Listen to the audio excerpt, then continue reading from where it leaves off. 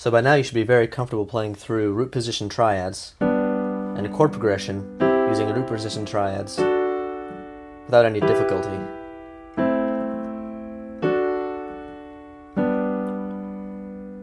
So the next thing you want to work on is how to transition between chords using smooth voice leading. That is, going from one chord to the closest inversion of the next chord. This requires you to be really familiar with the chord tones of each chord. So instead of leaping from G up to C, you can examine that they have one common tone, which is the G. And so that common tone can stay put while you transition to the next chord. In chords that have no common tone, like going from a C to a D, just move to the closest inversion that requires the least amount of movement in your voices.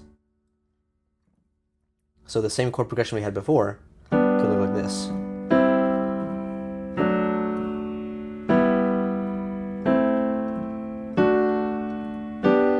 A lot less effort, a lot smoother sounding, and in your left hand, if you have the same roots as you did before,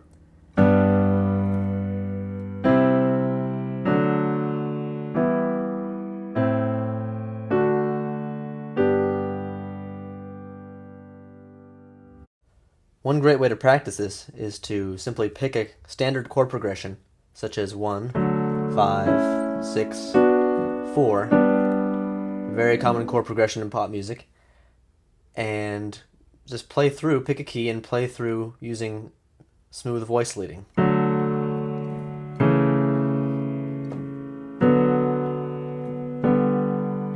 And then do that until you're comfortable, and then what you do, you start with the one chord in a different inversion and move to those closest inversions.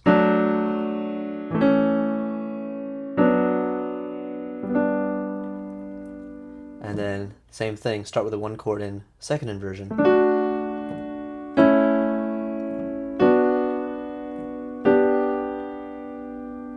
And then even have some fun with it, add a little bit of movement.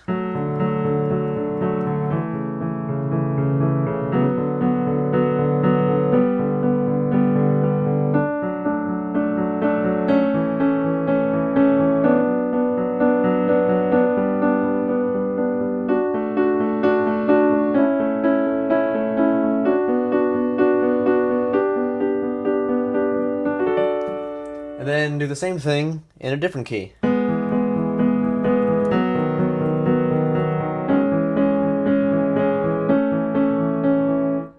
Another great way to practice is to go back to our circle of fifths. Remember how going counterclockwise around the circle is the strongest progression that we have. So what we're going to do is play triads in counterclockwise order in smooth voice leading, going to the closest inversion of the next chord. Written out, it looks like this.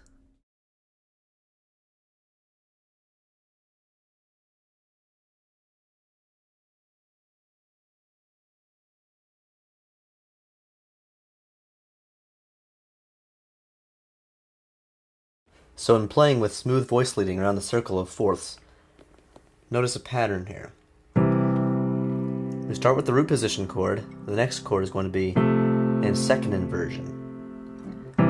Also notice that if we saw this as a 5-to-1 progression, the leading tone is resolving up by half step. So now if this next chord is another 5-to-1, the leading tone is A, so it's going to resolve up to B flat, which is now a first inversion chord.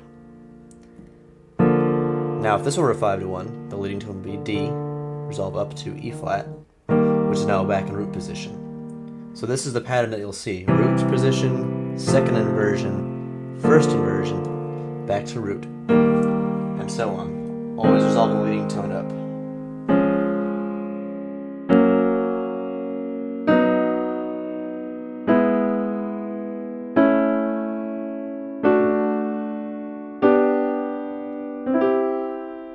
Starting in first inversion, looks like this. Next, instead of starting in root position, start in first inversion of C, and go around the circle again. Same order of inversions, same resolving leading tone.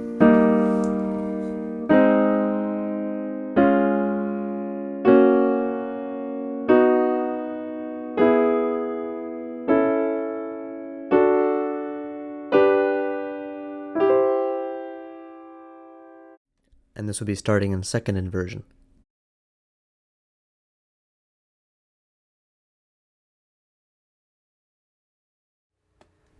And one more time, just starting on second inversion of C.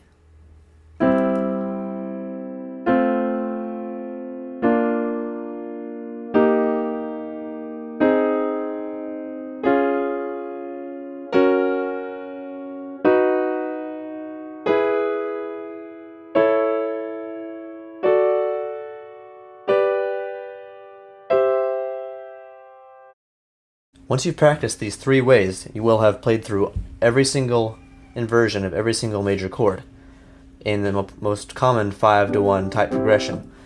But it wouldn't also hurt to go the other way around the circle of fifths, which is the retrogression.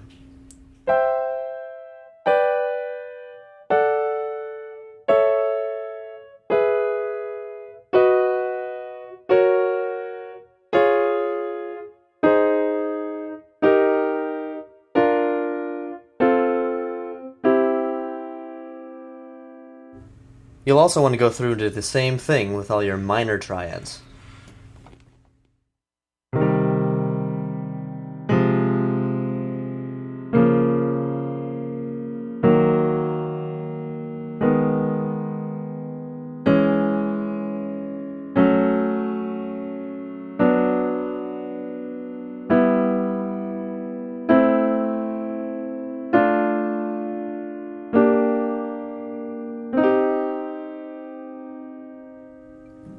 And so on the same way. Getting these transitions into your muscle memory is a huge part of becoming a proficient keyboard player. The goal is for them to become second nature, so you don't even have to think about how to move to what chord and how to leap. It'll just be automatic, so that you can go on making music. Using these close inversion, smooth voice leading transitions will save you a lot of work leaping up and down to different chords, and will enable you to just stay in one position much of the time and reach almost any chord from one position.